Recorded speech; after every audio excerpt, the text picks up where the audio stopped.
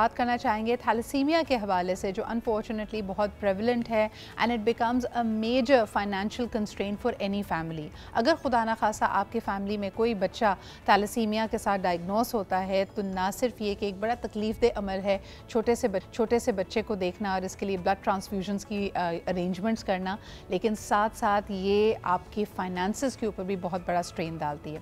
آج ہم آپ کو بتاتے چلیں ایک ایسی آرگنائزیشن کے بارے میں جو کہ کوشاں ہے ٹوورڈ تھیلیسیمیا فری پاکستان. ہم بات کر رہے ہیں حاجرہ حمزہ فاؤنڈیشن کی جو کہ ہیڈ کوارٹرڈ ہے اسلام آباد میں. اس کے علاوہ ان کا ایک سینٹر موجود ہے ایبٹ آباد میں. اب تک تقریباً 155 پیشنٹس ان کے ساتھ رجسٹرڈ ہیں اور یہ میرے خیال میں ایک بہت بڑا صدقہ جاریہ ہے، خدمت خلق ہے کہ ایسی فیملیز جو کہ یقیناً اس پریشانی میں گھری ہوئی ہیں آپ ان کی مدد کے لیے ارینجمنٹس کر رہے ہیں. سو آئیے ملاقات کراتے ہیں آپ کی ان کی ٹیم سے. ہمارے ساتھ موجود ہیں جنرل عابد لطیف ریٹائرڈ. آپ فارمر ڈی جی ایئر فورس ہیں and you are also the chairman of the Hajra Hamza foundation. بہت بہت شکریہ general Abid for being here with us. آپ ہی کے ساتھ تشریف رکھتے ہیں مزمل اطہر صاحب جو کہ ایڈوائزر ہیں to the governor of Sindh اور مختلف جو پروگرامز ہیں گورنر صاحب کے انڈر، جس کے اندر ایجوکیشن پروگرامز ہیں، آئی ٹی سے ریلیٹڈ پروگرامز ہیں، اس میں اپنی خدمات سر انجام دے رہے ہیں. آپ کی بھی آمد کا بہت شکریہ.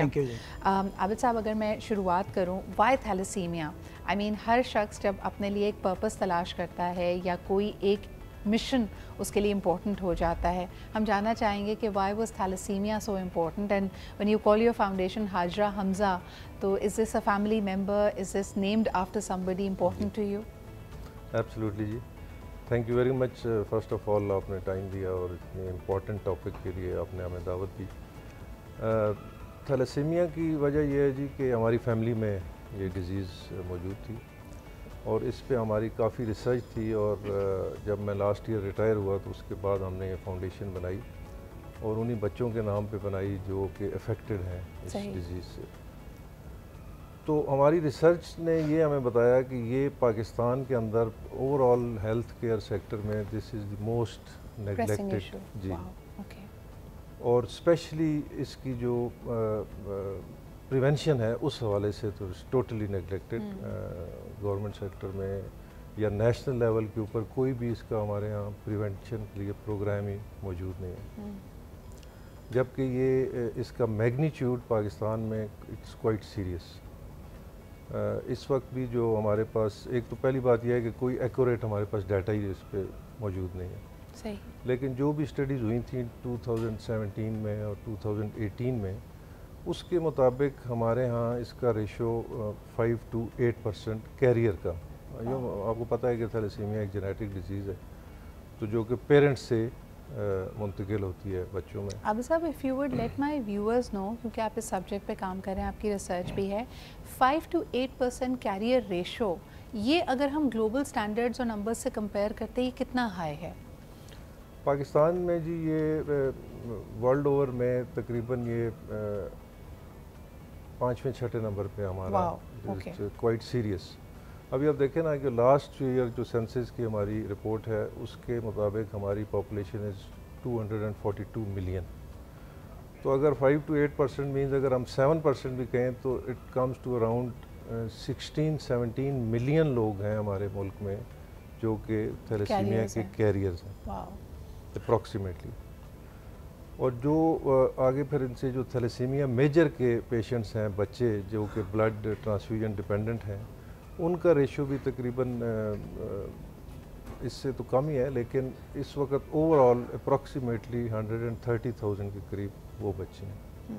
اور اگر میں ایک اندازہ لگانا چاہوں عابد صاحب، تو ایک بچہ اگر تھیلیسیمیا میجر ہے اور اس کو ویکلی بلڈ ٹرانسفیوژنس کی ضرورت ہے، کتنا بڑا فائنینشیل اسٹرین ہوتا ہے یہ فیملی کے لیے؟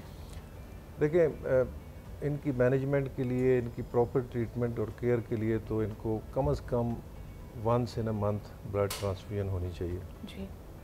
لیکن وہ بھی ہمارے یہاں بلڈ کی شارٹیج ہے، والنٹری ڈونیشن اتنی نہیں ہے تو وہ بھی ممکن نہیں ہوتا، اور پھر لوگ بڑے دور دراز سے آتے ہیں. بہرحال آپ کا کویشچن یہ تھا کہ ان کی کتنی کاسٹ افیکٹ ہے، تو تقریباً اس میں پر منتھ ایک بچے کے اوپر ایکسپینڈیچر از اراؤنڈ 30,000 روپیز.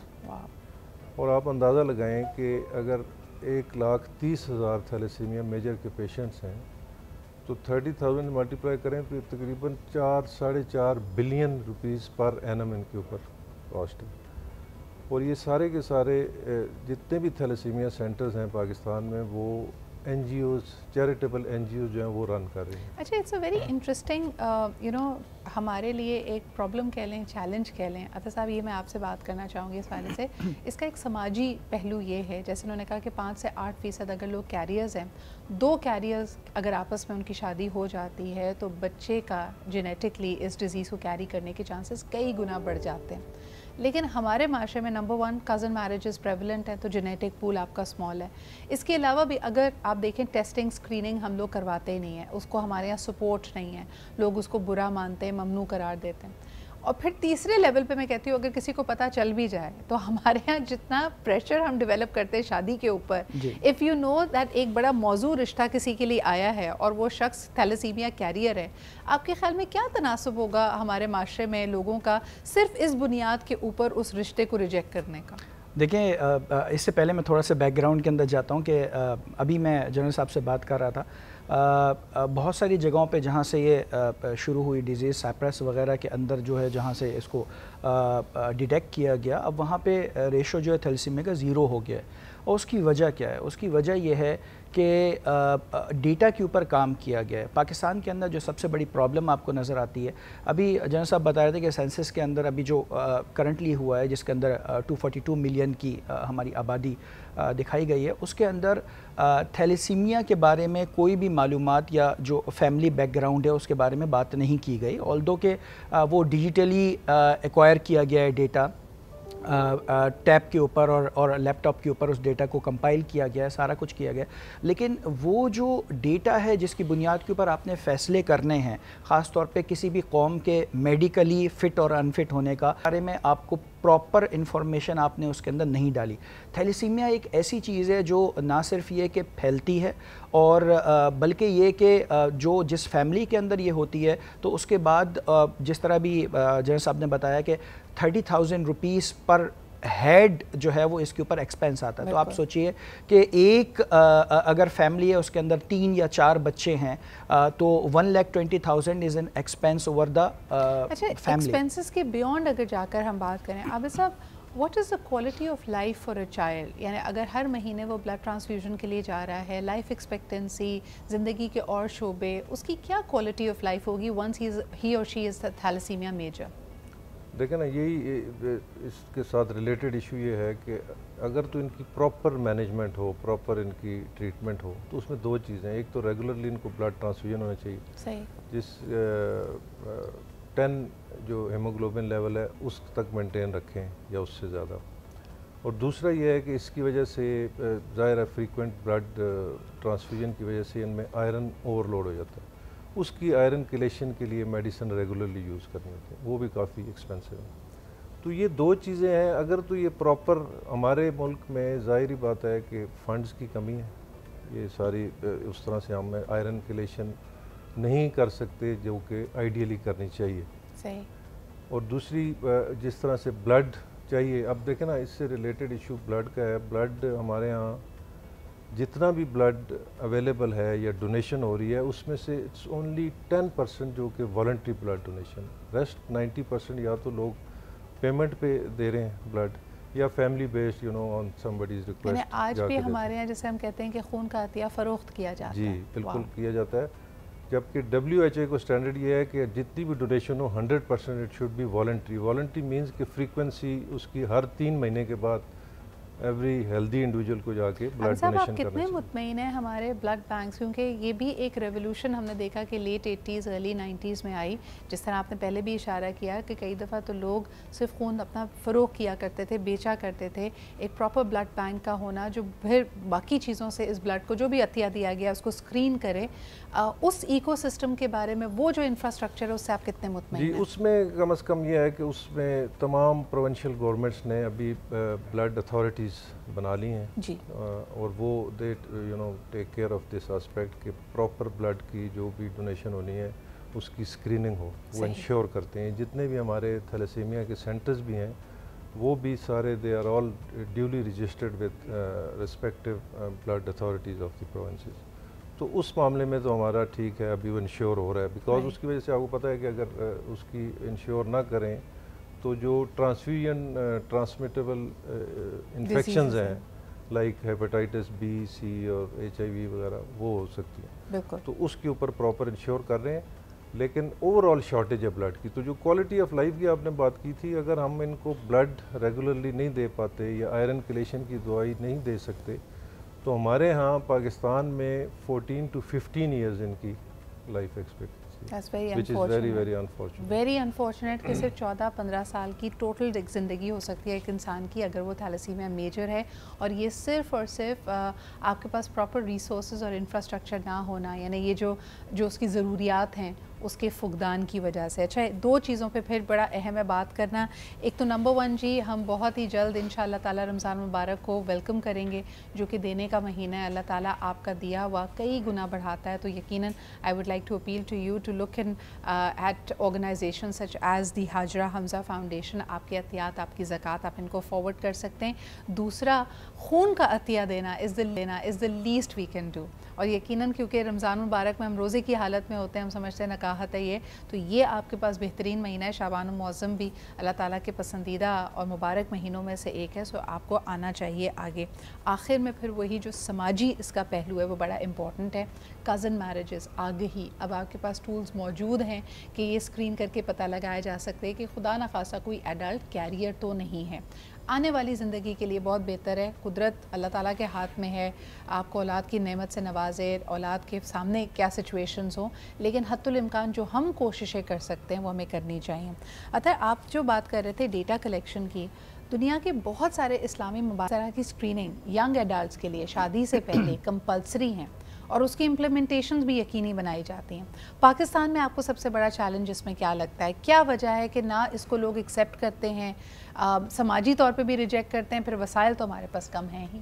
اچھا، وہ یہ بڑی زبردست آپ نے بات کی. ایک تو یہ کہ ایوائڈ کرنا اپنا ڈیٹے تک، اپنے جسم کے ڈیٹے تک ایکسیس کو، ٹھیک ہے وہ ہر کسی کا پرسنل ہوتا ہے، but once you engage with the other family, جس کے اندر آپ سب سے بڑی انگیجمنٹ آپ کی شادی ہوتی ہے کسی کے ساتھ، کہ آپ اس فیملی کے ساتھ اپنے آپ کو ریلیٹ کر رہے ہوتے ہیں، دین پھر وہاں سے ایک نسل انسانی کا سلسلہ ایک اور طرف چلتا ہے. تو وہاں پر یہ بڑا ضروری ہے کہ آپ اپنی ذات سے کسی کو نقصان نہ ہونے دیں. تو یہ بڑا ضروری ہے کہ آپ جو ہے وہ اپنا ایٹ لیسٹ ہر شادی سے پہلے جو ایک ایجوکیشن ہے وہ یہ دی جائے کہ اپنی باڈی اسکیننگ ضرور کی جائے. کیونکہ دیکھیں یہ ایک ایسی چیز ہے جو ایک موروثی پھیلتی ہے اور بہت تیزی کے ساتھ پھیلتی ہے.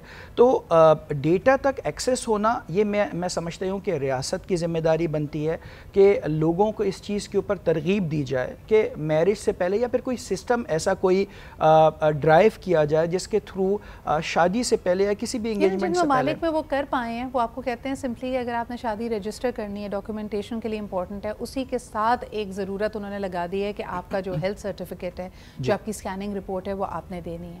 انفارچونیٹلی ہم یہ نہیں کر پا رہے. آبادی کا تناسب بڑا ہے.